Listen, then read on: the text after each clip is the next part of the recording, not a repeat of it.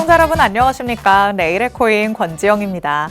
24시간 동안 굴러가는 우리 크립토 시장, 내일의 코인과 오후장 함께 열어보시면서 내일에 대한 전략까지 세워보시죠. 일단 우리 시장에 퍼져 있는 투자자들의 심리는 어떤지 공포 탐욕지수 통해서 같이 한번 확인해 보도록 하겠습니다. 자, 지금 시장을 대하는 우리의 마음, 어제와는 같다라고 볼 수 있겠습니다. 똑같이 극도의 공포 구간 안에서 16을 가리키고 있죠. 그 전날에 11에서 16으로 조금 크게 올라온 듯한 모습은 있었는데 여기에서 약간 시장이 지지부진한 모습을 보이다 보니까 우리 마음이 변할 새가 없었다 이렇게 볼 수 있겠습니다. 자, 주말까지 그리고 월봉이 마감되면서는 약간은 올라갈 가능성이 있다 이런 얘기들이 나오고 있죠. 그렇다면 다음 주 방송에서 우리가 이 공탐 지수를 마주했을 때 두려움 구간으로 올라가 있으면 좋겠다는 생각이 들기는 합니다. 과연 어떻게 변화할지 주말 사이에도 여러분이 한번 잘 유심히 지켜보시는 것도 좋을 것 같습니다. 자, 그럼 시가총액은 또 어떻게 변화했는지 같이 한번 파악해 보도록 하겠습니다. 자, 우리 시장의 전일 이 시간보다는 약간 내림세가 나타났다 보니까 시가총액도 0.7% 하락하는 모습이 나타났죠. 전체 금액적인 부분에서 봤을 때는 2조 3,400억 달러 수준에서 2조 3,200억 달러까지 한 200억 달러가량이 내려갔다, 빠져나갔다라고 볼 수 있겠습니다. 하지만 일주일이라는 큰 틀에서 봤을 때는 그래도 0.8% 상승해 있는 상황이긴 합니다. 그 사이에 약간의 변동은 있었죠. 그래도 오르락 내리락 하다가 결국에는 일주일 전보다는 올라갔다. 우리 시장에 자금이 조금 더 들어오기는 했다라는 거를 또 체크를 해볼 수가 있겠습니다. 자, 그럼 기관들은 또 어떤 움직임 보였을까요? ETF 통해서 기관 자금의 흐름 변화도 같이 한번 체크해 보도록 하겠습니다.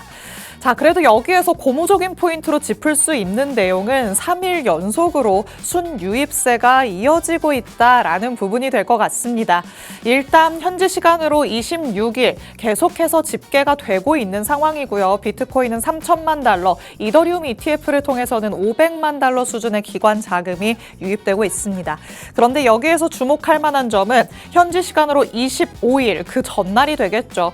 비트코인 ETF를 통해서 5억 600달러가 넘는 수준의 600만 달러가 넘는 수준의 기관 자금이 들어왔기 때문에 확실히 그 이전보다는 눈에 띄는 기관의 자금이 들어왔다는 게 확인되고 있습니다. 어느 정도 시장의 반등이 나타났다 보니까 이 반등을 이끌어낸 게 또 기관의 자금일 수도 있겠구나라는 생각이 들죠. 블랙록의 아이비트를 통해서 기관들의 자금이 또 제대로 들어왔다라는 소식들까지 전해지고 있기 때문에 기관들이 과연 중장기적으로 계속 좋게 바라보면서 계속 자금을 넣는지까지 ETF 측면에서도 한번 살펴보시는 게 좋을 것 같습니다. 자, 이렇게 기관들의 모습도 만나봤으니까요. 이제는 실시간 시장 분위기 확인해 보도록 하겠습니다. 자, 전일 이 시간 대비해서는 약간 아쉽기는 합니다. 비트코인이 67,200달러대에서의 움직임 보여주고 있죠. 지금은 진짜 제자리 걸음을 하고 있다라고 볼 수는 있겠습니다. 하지만 간밤에는 또 나스닥 지수와 약간 커플링이 되면서 내려가는 모습도 있었기 때문에 여기에서 더 밀리지 않고 그래도 제자리는 잘 찾아줬구나라는 안도감이 들기도 합니다. 여기에서 이제 딛고 올라서면서 주말 사이에 7만 달러를 돌파할 수 있을지도 유심히 지켜보시는 게 좋을 것 같습니다. 그리고 이더리움도 2,000달러 뚫고 올라가서 현재는 2,024달러 선에서의 움직임 잘 지켜내고 있고요.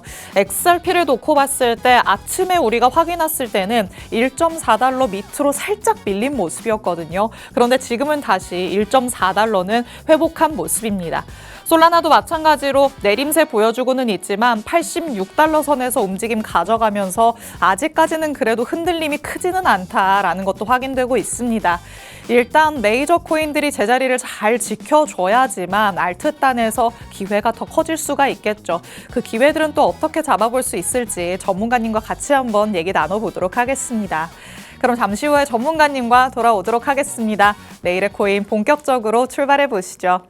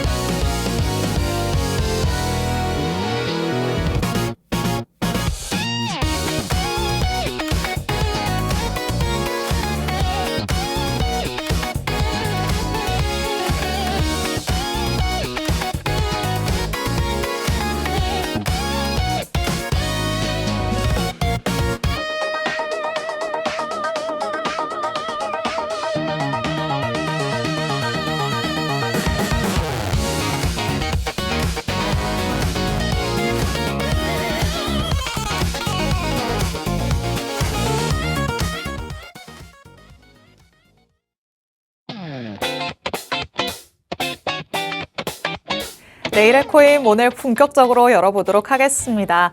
자, 저희가 방송 시간 동안 다양한 투자 인사이트들 제공해드릴 예정이지만요. 저희 방송 시간 50분이 조금 짧다 느끼시는 분들도 많으실 것 같습니다. 이런 분들 위해서 저희 방송 시간 아닐 때도 다양한 정보들 얻어가실 수 있게끔 정보방 마련해뒀습니다. 하단의 QR코드 저희 방송 끝나는 50분까지 계속해서 열려있을 예정입니다.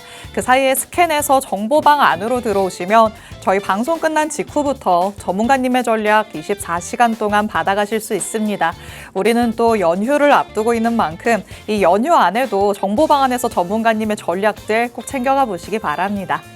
자, 그럼 오늘 저와 함께할 전문가님 이제 모셔보도록 하겠습니다. 오늘 정진욱 전문가님과 함께합니다. 전문가님 어서 오세요. 반갑습니다. 인사부터 해주실게요. 안녕하세요. 내일의 코인 정진욱 트레이더입니다. 반갑습니다.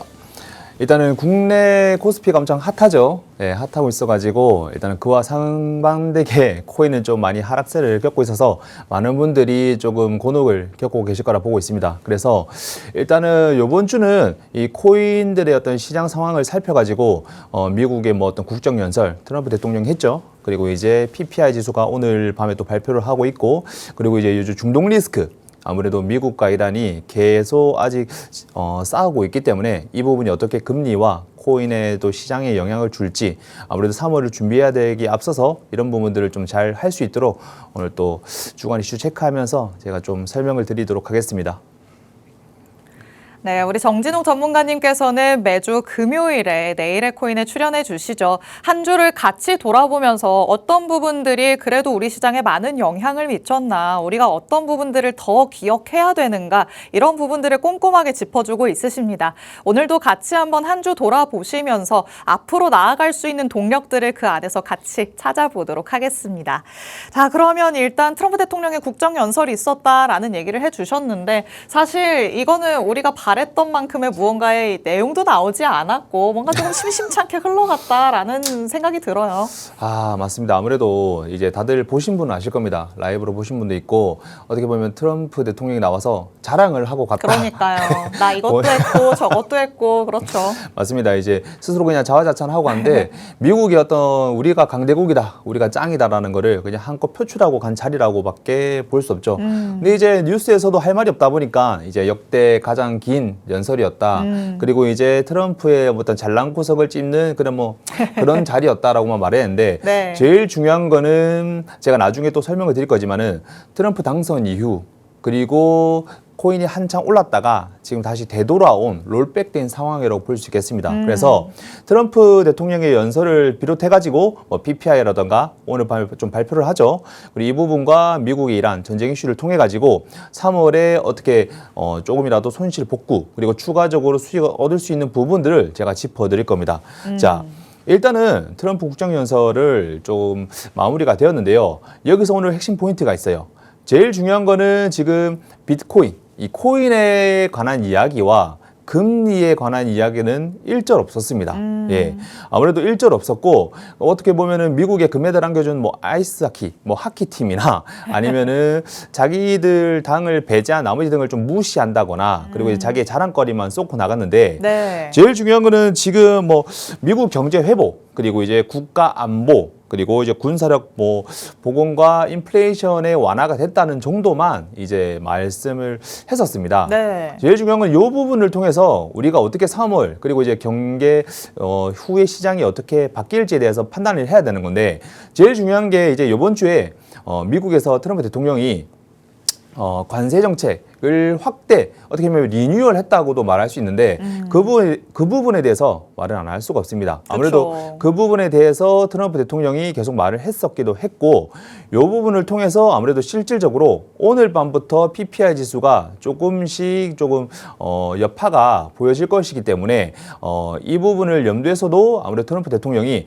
관세 정책에 대한 옹호를 굉장히 많이 했습니다. 추가로 나는 위원이 됐지만은 그리고 내 의견이 의견이 무시됐지만은 추가적으로 다른 방안을 찾아서 새롭게 관세 정책을 발표할 것이다라고 말을 했기 때문에 네. 이 부분 좀 잘 지켜봐야 됩니다. 그렇죠. 원래는 뭐 그 국가 비상경제권한법 IEPA에 근거로 해서 상호관세를 매겼었는데 이제는 이게 안 된다고 그럼 예. 난 여기서 가져올래 이러면서 무역법에 의거해서 또 가져오고 있잖아요. 맞습니다. 그래서 이제 무역법에 연관된 또 이란이 곤혹을 치르고 있죠. 네. 그래서 그 부분도 뒤에 준비를 했고요. 일단 다음 쪽으로 보면은 근원 CPI 다들 알고 계시죠? 네. 아무래도 오늘 PPI가 발표된 이후에 CPI가 후에 재반영될 이 근원 에너지 지수와 식품 지수를 제외한 이 지표이기 때문에 이 부분에 대해서 트럼프가 언급을 조금 많이 했습니다. 아무래도 크게 세 가지로 보시면은 뭐 경제 지표, 국가안보, 이제 군사, 경찰 요 세 부분을 아무래도 좀 떳떳하게 자랑하면서 말을 했었는데요. 네. 제일 중요한 거는 미 연준에서도 신경을 많이 쓰고 있지만은 현재 트럼프가 취임 이후에 그리고 꾸준하게 소비자 물가 지수를 잡아왔다라고 했지만은 제가 듣기에도 아무래도 네. 아나운서님이 들으시기에 좀 황당하실 거예요. 본인이 충분히 낮췄음에도 불구하고 다시 엄청나게 촉발시켰거든요. 관세 정책을 통해서. 그래서 일단 좀 아이러니하게도 물가 상승률을 좀 많이 잡았다고 말을 했었고요. 그리고 이제 국정안보 입장에서는 아무래도 그냥 본인 국가, 강대국인 미국을 위한 국가에서만 조금 이로운 점만 설명을 했기 때문에 네. 의미가 없는 것 같고 제일 중요한 거는 고용지수에 한해서 여러 인력난 해소와 어떤 군사경찰을 통해서 좀 해소를 한 부분이라서 이 부분에 대해서 좀 아이러니한 게 저번에도 말씀드렸지만은 고용지수와 그리고 이제 실질적으로 소비자가 지수가 맞지 않고 있기 때문에 이제 이 부분이 해소가 안 돼서 지금 연준에서 인플레이션이 잡히지 않고 있기 때문에 네. 이거를 다시 한번 좀 점검을 해봐야 되는 수준이 아닌가라는 생각을 하고 있습니다. 그럼 트럼프 대통령은 이런 것들을 내가 이만큼씩 잘했다라고 얘기를 하기는 했지만 막상 그 이면에 숨어있는 부분에서는 그렇게까지 잘한 것도 아니다 이렇게 볼 수 있는 대목들 아닌가요? 맞습니다. 일단은 당선 이후에 트럼프 대통령이 아무래도 취임 암호화폐 정책을 많이 내놓기도 했고 그리고 그런 발언들을 많이 했음에도 불구하고 지금은 다시 많이 하락을 했지 않습니까? 그래서 이때다 싶어서 어떤 암호화폐와 거리가 좀 두는 그리고 아무래도 하락을 나스닥과 동시에 하락을 좀 내려앉을 수 있는 그런 뉴스 소식들을 많이 말을 하고 있는데요. 네. 어떻게 보면은 제가 봤을 때는 추가적으로 하락을 도모하기 위해 그리고 이제 본인이 이제 저점을 잡기 위해서 네. 조금 어떤 찌라시를 오. 계속 부르는 작업 현장이 아닌가라는 생각이 좀 들고 있습니다. 갑자기 또 드는 생각이 그러면 트럼프 대통령이 큰 그림을 그리고 있는 게 아닌가. 일단 또 가격을 더 떨어지게 해놓고 그때 영웅처럼 등장해서 무언가 좋은 말을 꺼냈을 때 확 치솟을 수 있게끔 이런 시나리오도 혹시 가능한 걸까요? 맞습니다. 아무래도 방금 잘 짚어주셨는데 조금 있다가 제가 이제 그래프를 가지고 해서 네. 트럼프 당선 이후에 어떻게 추세가 변화를 했나 좀 짚어드릴 거거든요. 네. 근데 그 전에 조금 필수적으로 짚어야 될 부분이 있습니다. 일단은 친화화폐 성격을 좀 많이 띈 트럼프 대통령임에도 불구하고 거기에 이제 트럼프 일가가 또 많이 대부분 전부 그쵸. 참여를 했었습니다. 네. 그런데 금리나 가능성은커녕 암호화폐 관련된 말은 일절 안 했다는 게 문제가 되고 있죠. 그냥 어떻게 보면은 가격이 내려앉고 있는 거를 알고 있겠지만은 입 싹 닫고 이제 경제 내가 한 짓에 대해서 그냥 옹호만 하고 있던 자리가 아니었나 싶은 생각이 좀 많이 듭니다. 그래서 일단은 본인 때문에 관세 정책에 의해서 물가 지수가 실질적으로 더 올라갈 확률이 굉장히 높아서 네. 연준에서 금리 인플레이션 2%를 잡으려고 하고 있고 고용지수에 대비해서 물가지수를 잡으려고 하고 있는 것들이 오히려 되려 역효과 그리고 무산될 확률이 높기 때문에 오늘의 PPI 지수가 굉장히 중요합니다. 그래서 이제 일단은 제가 뭐 CPI나 PPI나 여러 가지 말씀을 드렸지만은 생산자 물가지수죠. 이 부분에 대해서 조금 크게 한번 짚고 넘어가야 됩니다. 왜냐하면은 관세 정책을 통해서 아무래도 여러 국가 그리고 실질적으로 한 나라로 들어가게 되면은 기업으로 이제 영향력이 가게 될 확률이 높습니다. 그쵸. 실제적으로 가게 될 확률이 있고. 그래서 그 부분이 기업이 이제 소비자들한테 어떤 관세적인 부담의 부분을 전가를 시킬 확률이 굉장히 높기 때문에 이 부분을 통해서 PPI 그리고 이제 이번 발표를 통해서 CPI로 어떻게 반영이 될지를 눈여겨보셔야 된다는 겁니다.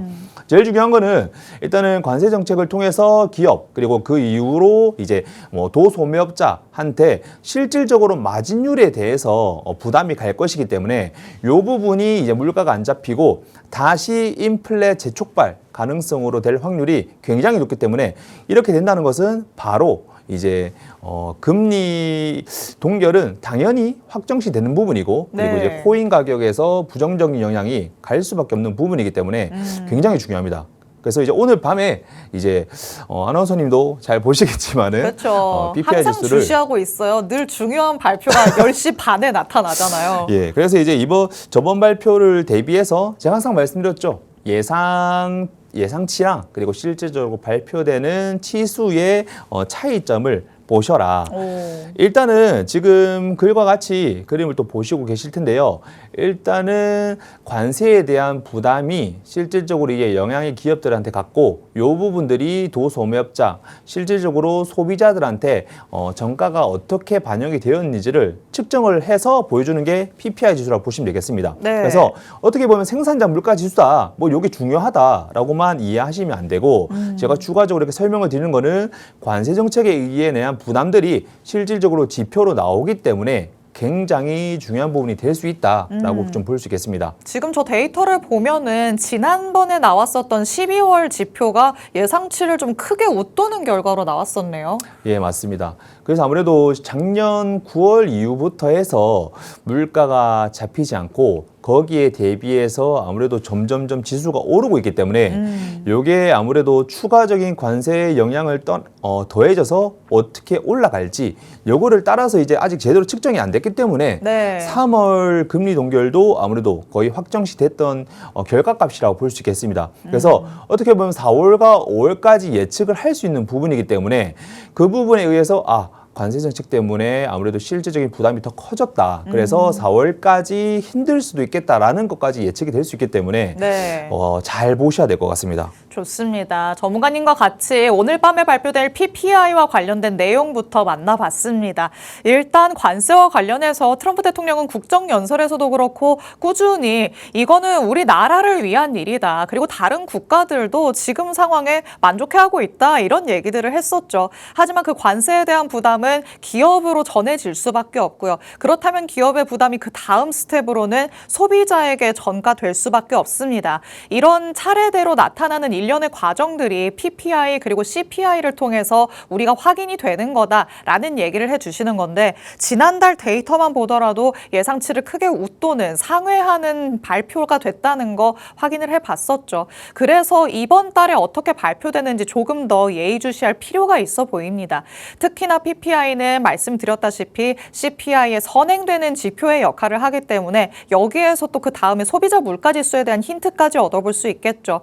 오늘 밤이 조금 중요할 것 같습니다. 1월 데이터가 어떤 수치로 발표가 되는지 10시 반에 꼭 확인을 하시고요. 이에 대해서 나타날 수 있는 변동성에 대비하는 전략들은 정보방 안에서 꼭 전문가님 통해서 받아가 보시면 되겠습니다.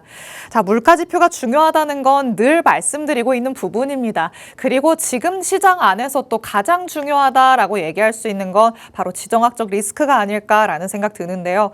일단 밤사이에 미국과 이란 간의 핵 협상이 진행이 되면서 이란 측에서는 괜찮았다, 상당한 진전이 있었다 이런 얘기들이 나왔잖아요. 그럼에도 불확실성은 여전히 남아있다고 봐야겠죠. 뭐 아시겠지만은 다 헛소리라 생각합니다. 헛소리라 진짜요? 생각하고 아무래도 이제 연기를 잘하시는 분들이기 때문에 절대 방심하면 안 됩니다. 네. 여러 번 당했지 않습니까? 맞아요. 네, 그래서 일단은 저번 주에 이어서 이번 주도 일단은 제일 큰 이슈가 이런 지정학적 리스크, 미국과 이란의 대목이기 때문에 이 부분을 어떻게 좀 해소를 할 수 있을지 그리고 이제 어떻게 진전을 해서 봐야 될지를 제가 좀 짚어드릴 건데 일단은 지금 핵 협상이 뭐 잘 되고 있다고는 하나 일단은 두 가지 부분으로 조금 설명드리면 좋을 것 같습니다. 보시다시피 핵 협상 재개 부분과 그리고 이제 원유 그리고 이제 금융에 대한 제한도 좀 많이 제재를 가하고 있거든요. 그래서 지금 일단은 핵협상에 관해서 이란 측에서는 완강한 입장이 좀 너무 강했었기 때문에 미국에서 좀 강하게 나왔던 것도 맞습니다. 아무래도 홍해와 호르무즈 해협에서 조금 위화감 조성도 있었고요. 그러다 보니 실질적으로 원유 공급에 좀 차질이 생겼었고 실질적으로 이제 무역에 대한 그런 압박감도 생겼기 때문에 인플레이션 제우려로 조금 연계가 되지 않았나 생각이 듭니다. 아마 다들 아실 겁니다. 근데 그와 또 별개로 하나의 문제가 있는데 원유 그리고 이제 금융에 대한 제재가 조금 많이 제재가 들어갔었습니다. 아무래도 관세 정책 확대와 더불어 무역에 관련해서 그리고 추가적으로 금융 관련해서 이란에 대한 제재를 추가적으로 가하고 있고 그리고 거기에 대한 또 문제를 말을 했었었는데요. 일단 이란의 원유 수출 자체를 제한을 시켜버렸기 때문에 유가 급등이 좀 불가피할 수밖에 없고 그에 따른 뭐 인플레이션 촉발이나 아니면은 자산 이동이 될 수밖에 없다. 그로 인해서 이제 하락이 계속 이어지고 있고 상승을 해줄 법한데 아무래도 여러 악재들을 통해서 계속 지지부진한 그런 상황을 보여주고 있습니다. 근데 추가로 이제 이란의 주요 은행들마저도 미국에서도 힘을 못 쓰고 있는 상황이고 이제 제한과 제재가 많다 보니까 그리고 이제 선박과 해운 이런 이제 무역 관련해서 추가 제재가 들어오다 보니까 아무래도 유가 급등이 이번 주, 다음 주 해서 올라갈 확률이 좀 많다. 근데 이제 여기서 또 변수가 하나 있거든요. 그 변수를 제가 또 마지막 페이지에서 또 설명을 드릴 건데 그 전에 중요한 게 만약에 일단 협상이 잘 돼야 될 거 아닙니까? 그렇죠. 네, 협상이 이제 진정이 조금 있다.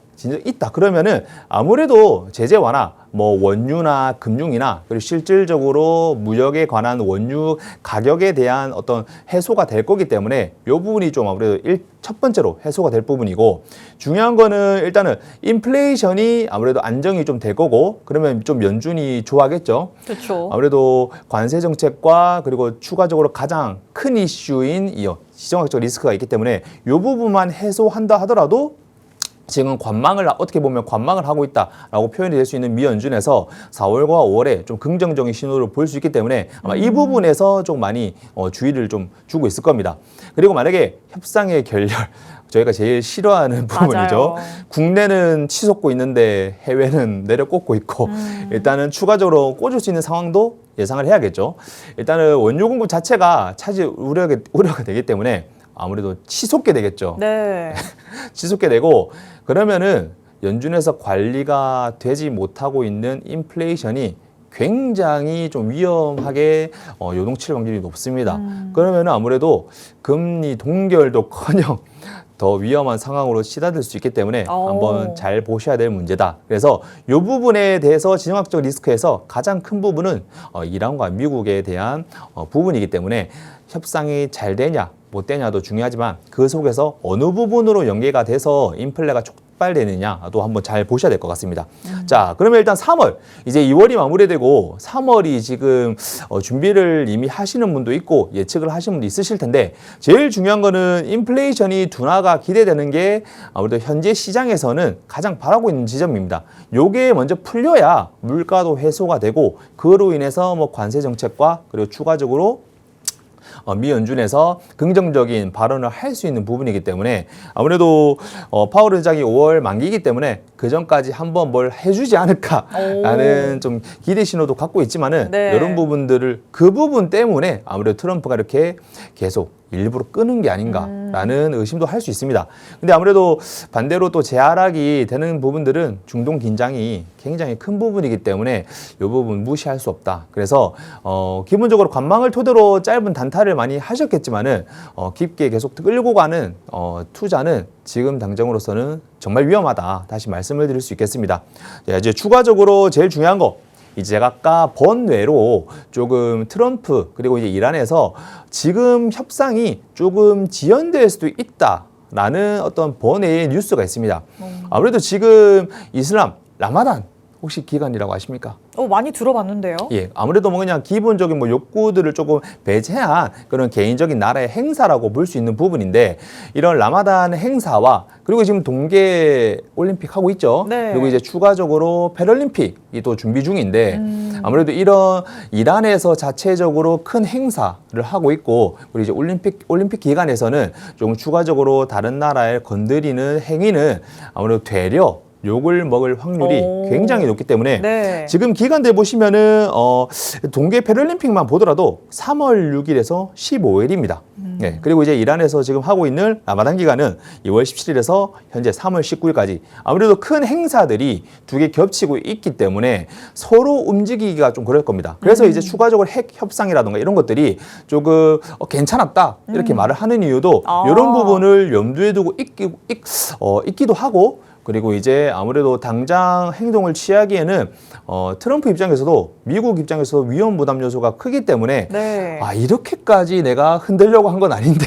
라고 해서 그런 위험성으로 조금 변질될 확률이 있기 때문에 네. 아무래도 조금 잘 보셔야 될 문제 같습니다. 그래서 일단은 아나운서님 하셨을 때는 이런 게 좀 뭐 들어보셨겠지만은 네. 이런 부분들로 인해서 이제 좀 변수가 될 수 있다라는 걸 제가 말씀드렸는데요. 아무래도 지금 장이 안 좋지 않습니까? 그렇죠. 그래서 일단은 오늘 주간 이슈를 통해서 어떤 국정연설 그리고 이제 PPI가 또 실질적으로 물가 지수기 때문에 소개해드렸고, 그리고 이제 지정학적 리스크를 설명해드렸는데 이후에 조금 있다가 제가 또 차트를 통해서 트럼프 당선부터 해서 그래프를 통해 가지고 가격의 어떤 단타를 칠 수 있는 부분이라던가 그리고 이제 시장의 코인 가격을 좀 설명을 드릴 겁니다. 그래서 이제 조금 있다가 한번 기대해 주시면은 아마 좀 잘 들었다고 생각이 되실 겁니다. 그러면 저희가 차트로 들어가 보기 전에 일단은 이제 평일 중으로는 2월을 마무리하는 날이 오늘이잖아요. 예. 그러면 이 2월 한 달을 조금 돌이켜 본다고 생각을 해보시죠. 좀 말도 많고 탈도 많은 2월이 아니었나라는 생각이 드는데 어찌저찌 또 지나가기는 했잖아요. 예. 그러면 이걸 딛고 3월에는 그래도 이보다는 조금 나아질 것이다라고 예상을 하고 있으신지, 아니면은 3월도 좀 위태위태하다라고 보시는지 전문가님의 의견은 좀 어떠실까요? 지금 어떻게 보면은 뭐 코인, 증시, 뭐 안전자산인 금을 뭐 좀 대표적으로 해서 말씀을 드릴 수 있겠는데, 네. 국내로 따지면은 부동산 투자자들이 아무래도 가격이 좀 최근에 많이 내렸죠. 네. 그래서 이 부분들이 주식으로 많이 옮겨가는 조금 그런 모습을 많이 보였습니다. 근데 아무래도 그 부분들을 보고 상반되게 코인 투자가 되려 너무 위험하다. 그래서 조금 위험하다 해가지고 많이 빠지는 경향들이 좀 있는데 네. 해외는 또 그렇지 않습니다. 반대로. 네. 오. 작년까지만 하더라도 이제 주식하는 사람들은 바보다. 코인이 이렇게 올라가는데 왜 맞아요. 하느냐라고 말을 했었죠. 근데 이제 지금은 완전히 반대가 됐습니다. 오히려 주식하는 사람들이 코스피가 이제 6천을 뚫고 이제 코인 왜 하냐, 코인 왜 물려있냐라고 바보 소리 하고 있는 상황이 발시받고 있잖아요. 역전돼 버렸죠. 그래서 지금 남들이 욕할 때 지금 잘 기회를 도모하는 게 진짜 가장 현명한 투자가 되지 않을까라는 생각이 들고 있어서 뒤에 제가 차트를 통해서 설명드리는 부분을 통해서 지금 손실을 보고 있든 그리고 추가적으로 들어가서 단타를 치려고 하시는 부분들에 대해서 현명하게 조금 할 수 있는 부분을 설명을 드릴 테니까 기대해 주시면 감사하겠습니다. 그럼 지금 자리에서는 그래도 약간의 기회의 여지들은 남아있다라고 그렇죠. 보시는 거죠? 맞습니다. 좋습니다. 많이 조금 내려가 있는 만큼 분명히 그 안에서 기회는 잡을 수 있다. 전문가님도 마찬가지로 이렇게 해석을 하고 있으십니다. 누군가가 두려워할 때 그때 누군가는 또 기가 막히게 기회를 잡죠. 그 기회를 잡는 사람이 나여야 될 텐데 늘 생각만 하시겠지만 지금 내가 무언가의 액션을 취하고 있는지, 확실히 공부를 하면서 전략을 세우고 있는지 다시 한번 돌아보셔야 될 타이밍이 아닌가라는 생각 듭니다. 말씀드렸다시피 2월에는 정말 많은 일이 있었습니다. 우리 코인 시장도 굉장히 오르락 내리락하는 모습을 많이 보였기 때문에 그 사이에 더욱더 지치신 분들도 참 많으실 텐데요. 이럴 때 오히려 내가 나가 떨어져 나가느냐 아니면 여기서 잘 붙들고 있다가 살아남느냐 정해지지 않을까 싶습니다. 3월에는 또 어떻게 보면은 기회가 올 수도 있다. 많은 사람들이 얘기를 하는 만큼 이제 새로운 달로 접어들면서 내가 지금 시점에서는 어떤 포지션을 잡아보는 게 가장 현명할지 전문가님 통해서 포함해서 한번 얘기 들어보시면 좋을 것 같습니다. 그리고 저희 방송 시간은 50분까지다 말씀드렸죠. 조금 한정적이라고 느껴질 수 있는 짧은 시간이기 때문에 방송 끝나고 나서도 전략 얻고 싶으신 분들은 하단에 QR코드 스캔해서 정보방 안으로 꼭 입장해 주시기 바랍니다. 그럼 저희는 잠시 후에 돌아와서 전문가님과 시장 안으로 들어가 보도록 하겠습니다. 잠시 후에 만나보시죠.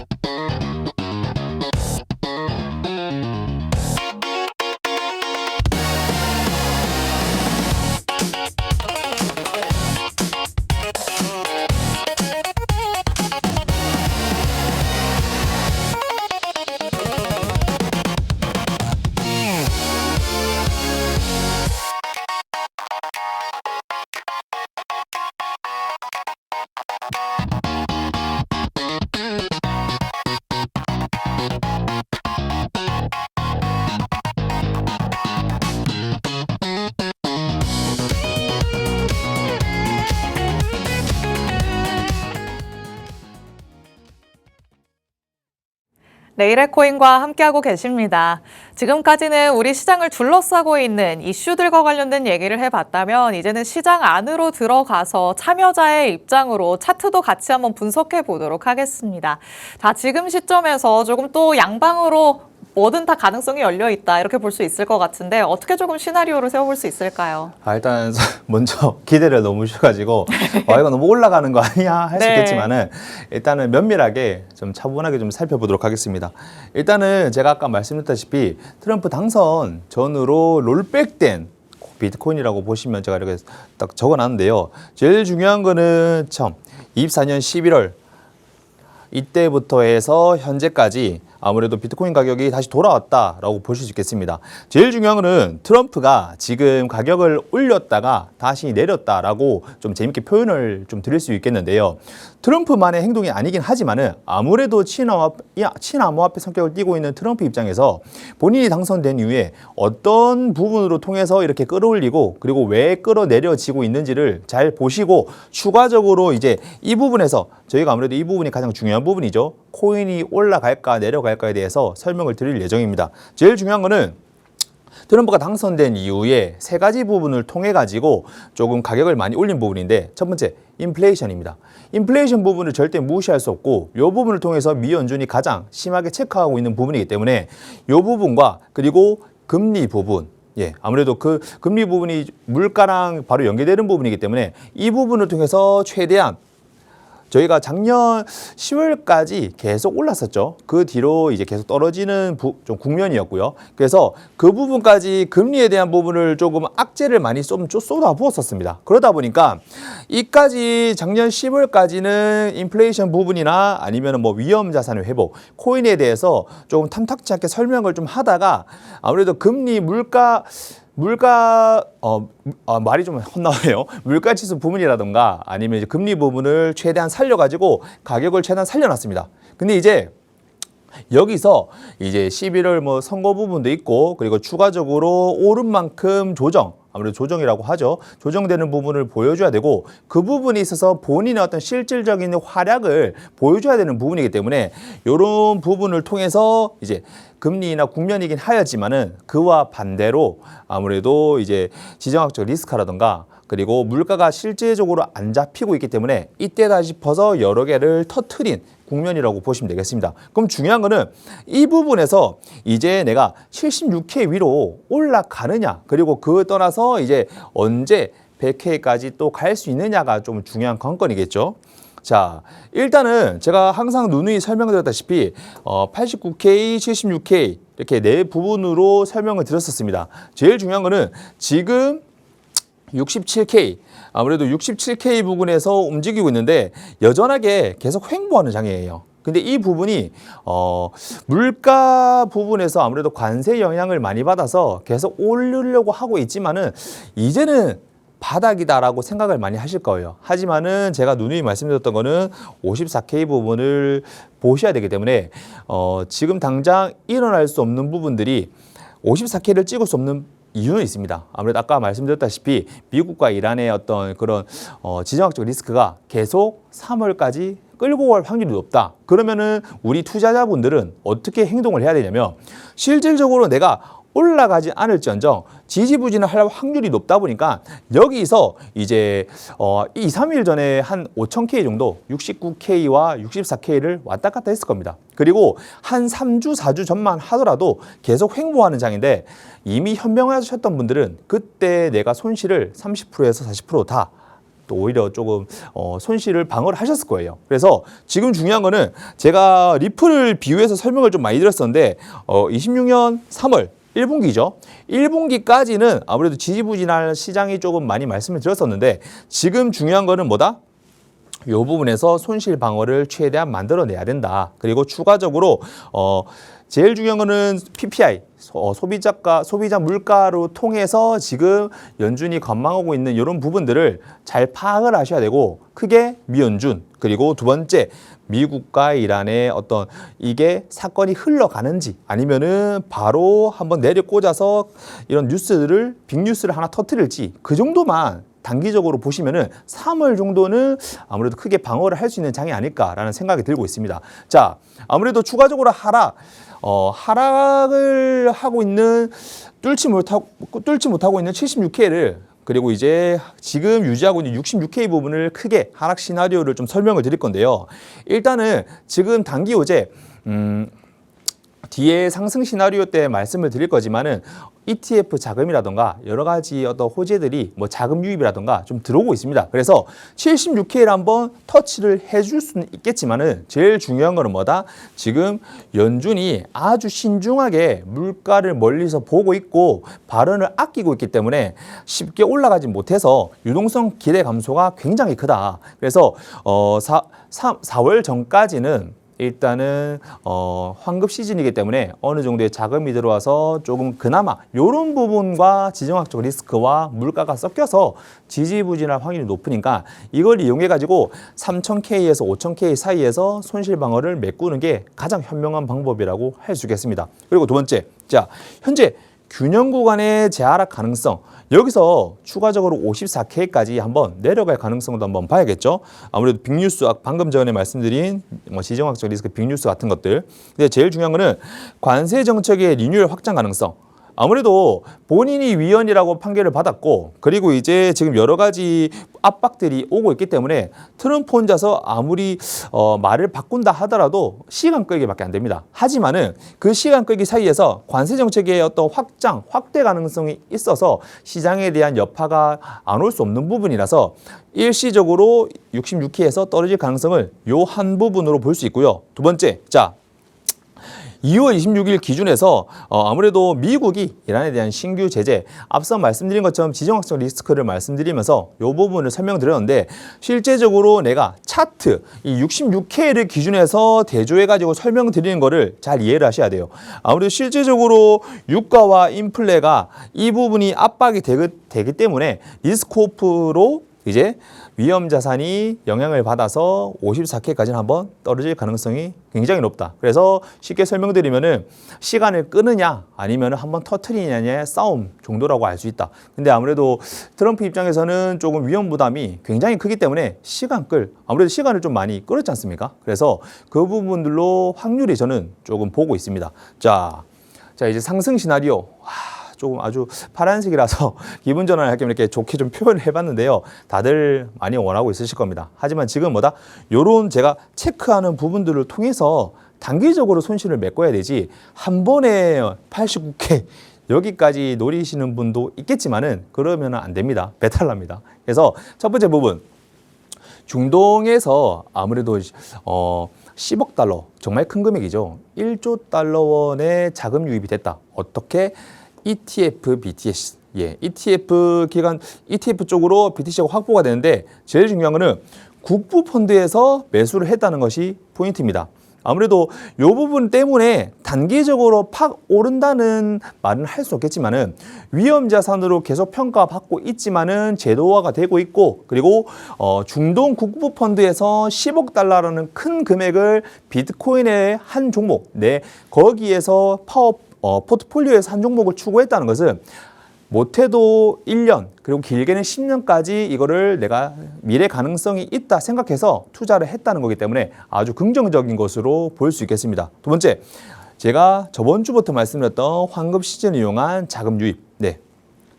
일단은 4월 전까지의 지금 당장이 3월이기 때문에 4월 전까지 3월 첫째 주, 둘째 주를 이용해 가지고 조금 약간의 수익을 발생시킬 수 있는 부분이 소스들이 있습니다. 그래서 그 부분들을 통해서 지금 76K까지 반등을 한다. 그렇게 이해하시면 안 되고 왔다 갔다 지지부진하다가 횡보로 수익을 좀 차익을 실현하셔야 된다. 이렇게 이해를 하시면 좋을 것 같습니다. 그리고 아무래도 3월도 금리 동결로 조금 예상이 거의 확실시되기 때문에 요 동결의 의미는 뭐다? 연준이 지금 관세 정책으로 인한 물가 상승률을 PPI와 CPI로 한번 지수가 어느 정도 나오는지 한번 보고 그리고 나서 지정학적 리스크가 어떻게 시간을 끄는지 트럼프가 어떻게 돌발 행동을 하는지 한번 보고 발언을 하겠다. 이런 포인트거든요. 그래서 그러면 3월도 금리 동결이네. 이렇게 이해를 하시면 안 되는 부분입니다. 절대. 그래서 아무래도 하락 국면에서 현재는 위험 자산의 안도랠리가 되고 있기 때문에 이런 복합적인 걸로 통해서 3월에 대처를 하셔야 된다라고 이해하실 수 있겠습니다. 자, 일단 비트코인 일봉 차트입니다. 아나운서님 비트코인 좋아하십니까? 그래도 대장이니까 누구든 조금씩은 품고 있지 않을까요? 저번에 말씀하실 때 이더리움 좋아하신다고 들었던 걸로 기억이 나는데요. 저는 다 동등하게 좋아합니다. 그래서 지금 아무래도 지금 하락 구간을 계속 하고 어쩔 수 없는 부분이죠. 그래서 아까 설명드렸듯이 76K와 66K 두 구간을 통해서 좀 판단을 하셔야 되는 부분인데 제일 중요한 거는 현재 이 부분에서 이 75K는 그냥 하락선을 통해서 이제 이게 지금 설정을 해놓은 거고요. 일단 76K나 75 똑같습니다. 그래서 이제 이 부분에서 이탈하는 가능성 3월 1분기 어떻게 역전을 해서 올라가느냐, 치고 올라가느냐가 핵심입니다. 그래서 일단은 금리 동결은 계속 확정이고 제일 기대해 볼 수 있는 거는 ETF 자금 유입이라던가 거기에 동조해서 이제 환급 시즌에 추가적으로 자금이 들어오냐 그리고 거기에 더불어서 트럼프가 살짝의 해소적인 부분이나 입김 한 번 정도 있으면은 추가적으로 요 정도는 올라갈 수 있다. 아무래도 시장에 그만큼 영향력이 많이 받는 지점이다 보니까 요 정도까지는 이해를 하실 수 있으실 겁니다. 그래서 일단은 상반 이탈을 할 수 있는 지점이기 때문에 가장 중요하게 보셔야 될 부분이라고 생각합니다. 자, 이더리움. 아무래도 지금 두 선을 그어놨습니다. 여기는 절대 오면 안 되는 부분이긴 하지만은 혹시 몰라서 그어뒀고요. 지금 딱 2,100달러 지점을 터치를 한번 하셔가지고 이미 들고 있으신 분들은 들어가란 말이 아닙니다. 이미 들고 있으신 분들 한해서 이 부분에서 터치를 하였으니까 상방 이탈하였으니까 추가적으로 상승 때 20% 정도, 10% 정도 부분익절 DCA 하셔가지고 수익을 얻을 수 있다라는 정도만 지금 말씀을 드리고 있습니다. 지금 이미 들고 있으신 분들을 한해서 설명을 드린 거고요. 아무래도 대부분 손실이기 때문에 요때 이런 부분들을 통해서 손실 메꾸셔야 돼요. 아니면은 추가락 때 정말 죽습니다. 예. 그래서 정말 조심하셔야 되는 부분이고, 자, 정말 2주째 이제 중요하다고 말씀드린 XRP 리플입니다. 지금 현재 가격선이 2,000원대에서 계속 기다리고 있죠. 그래서 1분기가 이제 마지막 선이기 때문에 이 부분에서 지금 하락선에 이탈을 했어요. 아주 좋게도. 그래서 현재 제가 최대 2,700원까지 보고 지금 차트 상으로 봤을 때 매수세나 이런 걸 봤을 때 2,480원까지 볼 수 있다고 말씀드렸고요. 다른 코인들과 다르게 호재도 있었고 아직 선반영되지 않은 것들이 많기 때문에 지금 1차적으로 2,400원 선 그리고 2차적으로 2,700원 선까지 보았습니다. 그래서 비트코인과 리플과 다르게 이 두 지점을 별개의 트레이딩으로 보시고 조금 준비를 하시는 게 가장 현명하신 방법일 것 같고, 비트가 내려간다고 해서 리플까지 동조해서 매수 매도 하지 마십시오. 지금 이 정도 꾸어준 부분에서만 매수 매도 하시면은 수익을 좀 보실 수 있으실 겁니다. 그래서 일단은 리플까지 이렇게 설명드렸고요. 조금 있다가 또 오늘 이번 주에 히든코인 설명을 드리도록 하겠습니다. 네, 전문가님과 함께 우리 시장을 두고서 상승과 하락, 양방향으로의 시나리오는 어떻게 될지 만나봤습니다. 일단은 지정학적 리스크가 여기에서 더 커지지 않는다는 전제 조건 하에 어느 정도의 유동성이 조금이라도 더 유입이 된다면 반등할 가능성은 있지 않을까 생각을 해볼 수가 있을 것 같은데요. 3월이 그렇다면 지금 내가 손실권이라도 그 손실을 어느 정도 덜어낼 수 있는 기회다라고도 볼 수 있겠죠. 무조건 익절까지 나는 끌고 갈 거야 라고만 생각하지 마시고요. 후위를 도모하시면서 이 손실을 조금이라도 더 메울 수 있는 전략들, 지금이라도 빠져나올 수 있는 전략들 꼭 챙겨가 보시면 좋을 것 같습니다. 오늘 메이저 코인들 말씀해 주셨지만 더 자세한 얘기 필요하다 하시는 분들은 하단의 QR코드 스캔해서 정보방 안으로 꼭 입장해 주시기 바랍니다. 자, 그렇다면 이 안에서 분명히 기회는 있다라고 말씀드리고 있는데 전문가님께서는 어디에서 기회를 찾고 있으신지 히든코인 만나보도록 하겠습니다. 요즘에는 또 그래도 알트단에서 튀어오르는 코인들도 많이 나타나잖아요. 전문가님 어떤 코인 보고 있으실까요? 맞죠. 뭐 엔소라던가. 그러니까요. 제2의 엔소를 찾으시는 분들 많으세요. 네, 요즘 이번 주부터 엔소 찾으신 분들이 많으신데 좀 그거와 별개로 또 하나 들고 왔습니다. 일단 중요한 거는 현재 가격 보시면은 아무래도 눈치채신 분들 많으실 거예요. 네.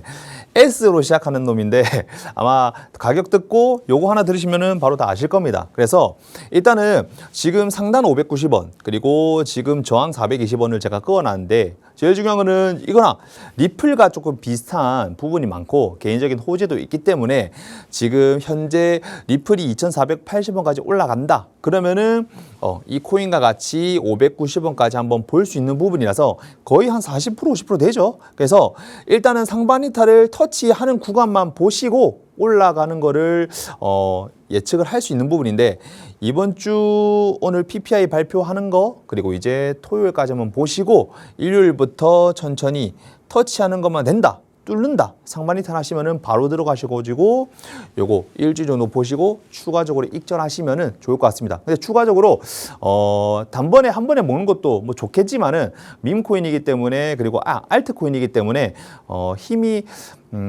변동성이 큰 것도 사실이지만은 이런 부분들은 항상 내가 자금이 조금 부족하다. 그러면은 항상 분할하셔가지고 매수 매도 하셔야 되고 큰 욕심 대부분 부리다가 분할 매수, 분할 매도가 안 되는 부분이 큽니다. 감정이 들어가기 때문에. 그래서 이 부분들도 제가 아무리 추천 코인을 드린다 하더라도 이런 감정에 조금 투자가 좌지우지 되는 부분이 커서 되려 손실로 이어지는 경우가 많기 때문에 저는 항상 이런 부분들을 좀 중요하게 여기셔야 된다라고 말씀을 드릴 수 있겠습니다. 일단 이번 주도 이런 중요한 부분 뉴스들과 그리고 비트, 이더 리플, 그리고 히든코인까지 좀 말씀을 드렸습니다. 었는데요.